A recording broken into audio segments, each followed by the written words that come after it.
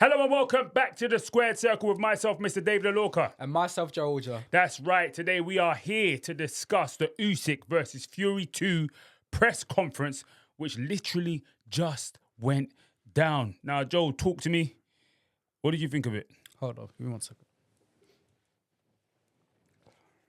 You're looking kind of parched there. Sorry. I had a dry mouth after watching that press conference still. That presser was dry. That was dry. Brother, that presser, I can't lie to you, was... Bro, it weren't even lemon and herb on the Nando scale. That thing was plain, bro. No marinade, no sauce, no spice, no zhuzh, not even a little hint of paprika on that bad boy. It was... Pepper and salt. Bro, pepper and salt. Brother, there was no seasoning. Not even Water. It was boiled chicken, bro. Straight up and down, my brother. Obviously, luckily, we have a fight here that's going to speak for itself. Yeah, I think that's what it is, David. I think both parties feel like they don't need to do too much talking because the fight sells itself from the first fight in May, right? Look, although it was, I'm not gonna lie, it was dry. There was still a few little bits of kidology from both sides. You know, Usyk coming in as Hitman, dressed up as Hitman. Fury playing the Barbie theme track coming into the thing. Usyk getting his picture signed from Fury. Fury tickling Usyk. Yeah, but besides that, it wasn't really a great press conference, bro. Nah, there weren't too much to talk about. I love the fact that, you know what I'm saying, my man came in as Agent 47 from Hitman. Classic, Oh, it was bruv. cold. Red tie, the suit was on point, came in with the bald head. You know what I'm saying? Usyk, man. It was absolutely sensational. And I know that's been missed out or been missed on by quite a few people that weren't around in the Hitman era. But, he's basically saying that he's come to do a job. He's a Hitman. He's here to do a job on Isn't he Tyson just Fury. great? What a fighter, Usyk, man. Usyk, man. I'm joking. You love him, innit? The line of glazing. But yeah, man, to be fair, look, I felt sorry for Dev Saini most of all, to be honest, because he kept trying, as a great, presenter should, try and get a bit of fire going on, and they weren't biting. I think, look, with the one-word answers and like the bluntness, I think they were both just thinking they just don't want to be here. They just want to go straight into training camp, get interviews, get press conferences done, and just let's train for the fight and get the fight done. Yeah, to me that was a little bit disappointing. Obviously, we understand the business nature of boxing, right? Obviously, you got to go in there, you got to get a job done. But, brother, this is show business as well. We need you to sell the fight, especially after the amount of flack that the card got in its first instance, right? This is the opportunity to get everyone excited for the end of the year. 10 weeks away or 9 or so weeks away until December 21st, where it all goes down, you know what I'm saying, in Riyadh. This was the opportunity to, like, whet everybody's appetites, but it left everybody with a dry mouth. Yeah, I don't know what they were thinking, to be honest. Like I said, I just think they just wanted to... They just didn't want to be there, bro. And in all honesty, I'd like to see if they continue this in the latter week of fight week. So look, I think that they definitely didn't give a lot of people enough to talk about. Even during the broadcasting, I felt sorry. I was watching the zone one. I don't know how Sky Sports or if TNT had the one up were reacting to it, but it was just poor, and it's a bit annoying because the fans want to see some excitement. I know the first fight sells itself. I get that, but at the end of the day, you had so many people turn up to the press conference to report on it. They wasted their time. In all honesty, bro, right now I don't even know what to say, bro, because you didn't give us nothing. It's crazy because I remember on your way here, bro, I sent your voice note saying, bruv, this thing was so dry, but I might even can doing this whole show, bro. Like it was that touch and go from that perspective. But I don't want to over labor the point, but obviously these guys are very solid professionals. They're gonna go in there and go and do their thing. But the thing about Tyson Fury that we all love is that you just don't know, and he always has that air of unpredictability. And if it was obvious that you'd get the showmanship of Tyson in this press conference, then you probably wouldn't show up because you're guaranteed, you know what you're going to get. But with Tyson, you just don't know. You have no idea. But I'm sure that a lot of people didn't expect this version of Tyson Fury. He basically said that, look, end of the day, he made mistakes. At least he owned up as well to the fact that, he was beaten by the better man of the night. And that he needs to go back and do what's necessary. He also spoke about the fact that obviously there's loyalty in his corner. He's not changing nothing when it comes to his corner for this fight. And a lot of people had critiqued that and are probably still going to critique it from that basis. What do you think about that? I agree with you in terms of what you said about he agreed the best man won. He's quite contradictory because I've seen interviews where he said that he felt like he'd done enough. But that's Tyson. I know it's like the weather with him. He changes his opinion so much. Like, to be fair, like, look, I think he feels like he needs to always give something different. And this time, we've used to Tyson. He's always said himself, I need to sell the press conference because I'm the main promoter on the show. In this fight, he didn't do it. I don't know, man. I don't know what his mind's telling him. I think he's trying to give the approach of, I lost, but I'm gonna do him next time. That's what the mentality he's trying to sell himself at. But to be honest, bro, I don't know what Tyson we're going to see. We might see an energetic Tyson next time. It's funny you say that because after the press conference, he went to the zone, after when they go to I think it was Barry Jones and Andy Lee doing the presenting. He was energetic and banterous there. He was saying some next up, like, pause stuff right on there, yeah? Man said some pause stuff. But I'm like, where was that in the press conference? Give someone to bite a bit, do you know what I mean? I think Usyk was just being Usyk, in all honesty. But yeah, man, definitely dry. I love the fact that you just evaded my question there. What was your question? Sorry, what was your question? I was just still. My question was, what do you think about Fury saying that he's keeping the free man in his corner? I think it's just stubbornness. I feel like if you said to him that he should keep the free man in the corner, he wouldn't keep the free man in the corner. I just feel like he just does different to what people say it is. Look, and so Andy Lee said after that, Andy Lee said, all I told Tyson was, I was told in the corner that you're down by 2 in the last 2 rounds. You're down with 2 rounds to go. So he said that's all I said to Tyson. But having, John Fury in one ear and Sugar Hill in the other ear, that was problematic for Tyson. But Andy Lee doesn't agree. He said, look, that's his dad. That's the biggest fight of his life. He needs to keep all of them at the corner with him. At the end of the day, David, everyone says, oh, this fight, he had too many voices, blah, blah, like AJ. But the difference between the AJ one and the Fury one with Usyk, it was a close fight. It was I had it around to Usyk, and with obviously the 10-8 in the round 9. So I think it's not a big deal. I think it doesn't really matter how many people has in his corner, and I think he's just going to do what he wants, to be honest. Yeah, people will always critique things that, they find difficult or they find different from that perspective. And I get it, to be honest with you, and to be fair, not just people making criticisms, but, I see Peter Fury talking about that as well, saying, bruv, you can't, for him as a trainer, he don't want several other people talking in his corner. Do you understand what I'm saying? That's what he was saying. You cut, man, you do the cuts, you deal with what you're doing. Yeah. That's giving the water, you give him the water. He don't want his one voice. That's his preferred method. But in reality, we're all different individuals, right? That consume information differently, that react to information differently. And when you see somebody like, for example, a Daniel Dubois, who has his dad in the corner as well as his main trainer, you in Don Charles, you understand that, yeah, that works for him.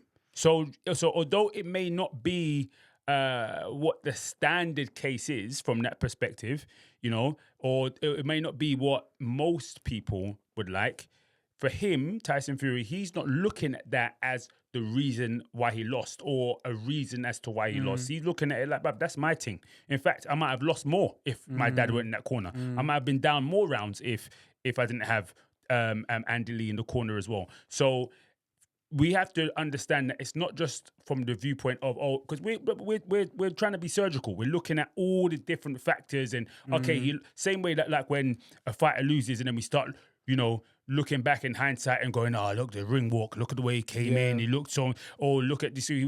I've seen criticisms of Anthony Joshua for coming in the ring, coming into his ring walk, looking stoic and focused and going to the ring. And then also seen criticisms for Anthony Joshua walking in and spudding man and talking to man on the way to the ring. So it's just a surgical way of us trying to comprehend the loss. The reality is he lost to the better man of the night. Facts. He needs to put what he knows that he needs to put right to try and change that the second time round. He said that he felt what went wrong is he was showboating too much. He was playing around too much. And he said if he wasn't that complacent and he was more focused, he would have won that fight. I'm not quite sure, to be honest, because that's kind of taken away how great Usyk was on the night. But, in terms of the corner thing, for me, I can only imagine what that must be like. Look, let's imagine with Fury, after round 9, you've been buzzed, you've been pretty much beaten up in that round, right? And you have 2, maybe 3 people shouting in your face. Surely you want just the one person calm. You've got 66. No, you're right, but I'm just thinking that's what I would like to think. So I can only imagine what goes through his mind in that scenario. But look, each on our own, innit? That's really it. But I think Sugar Hill should just be in the main voice with Andy Lee giving his things. Andy's fantastic boxing brain. John Fury is just fighting man. Come on, Tyson.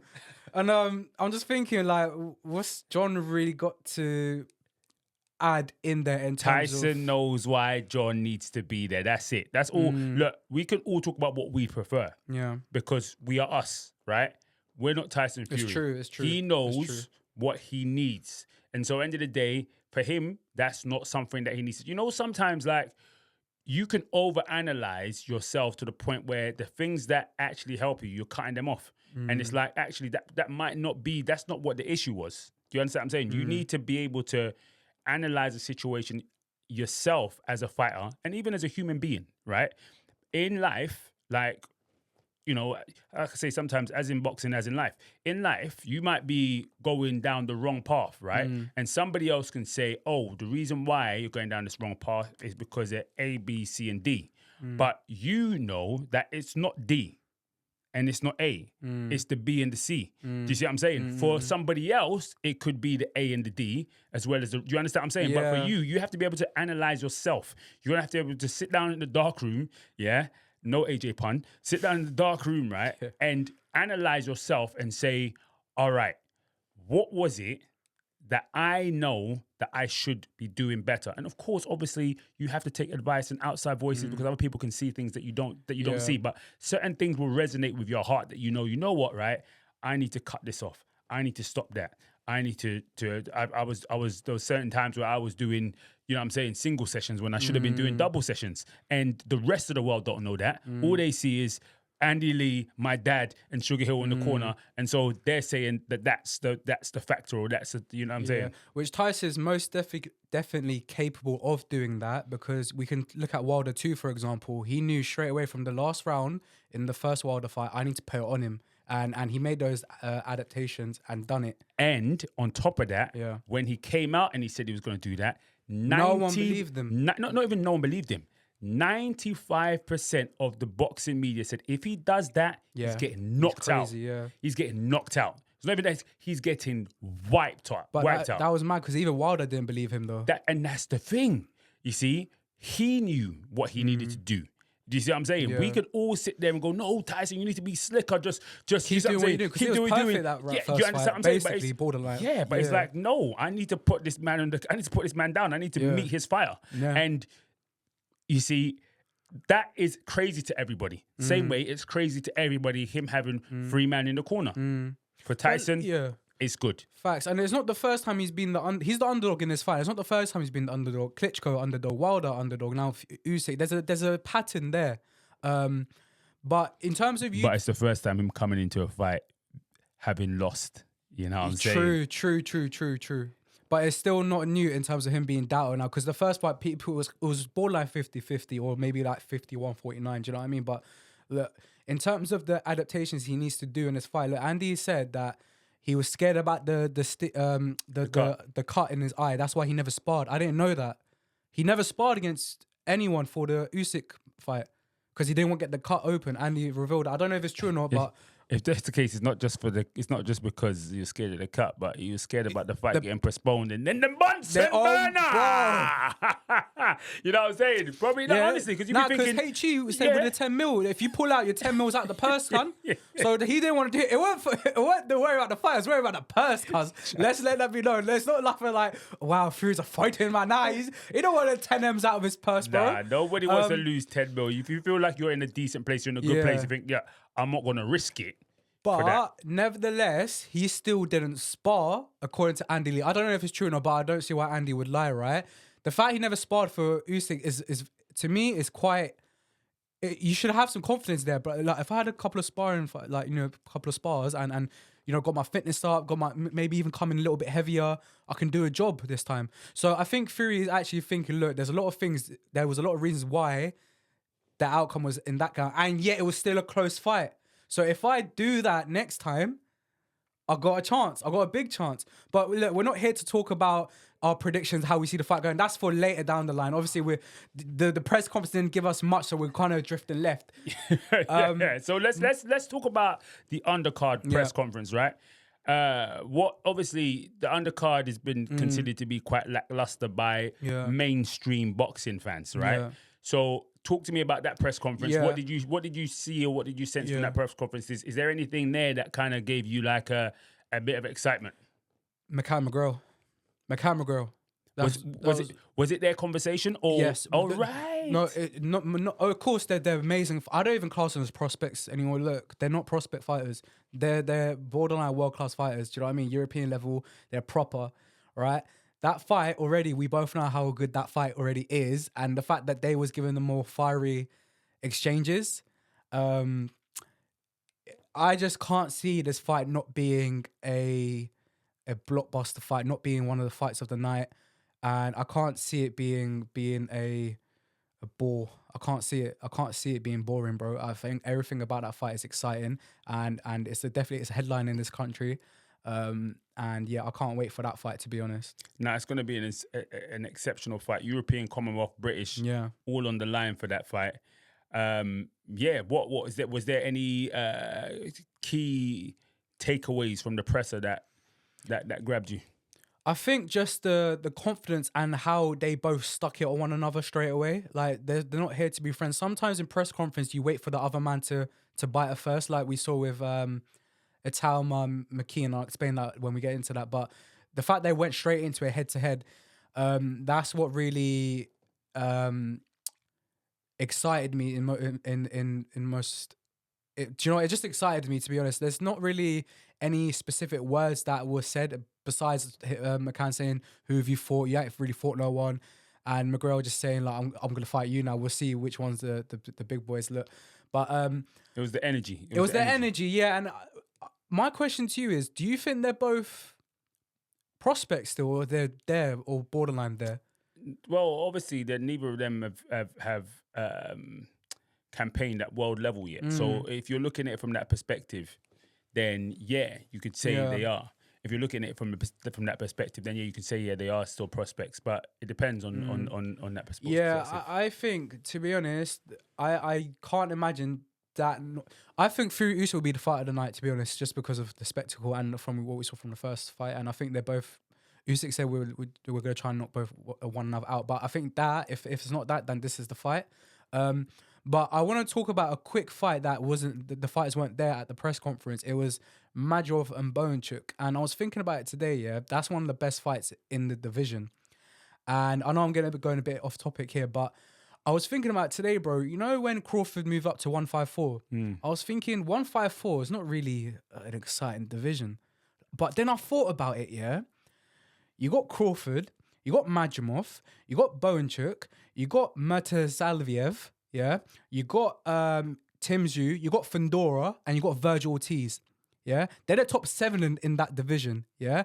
And what I love about that division, they're all fighting one another, yeah. Ortiz is for Bowenchuk, Majimov fought Crawford, Tim Tszyu's for Fedora.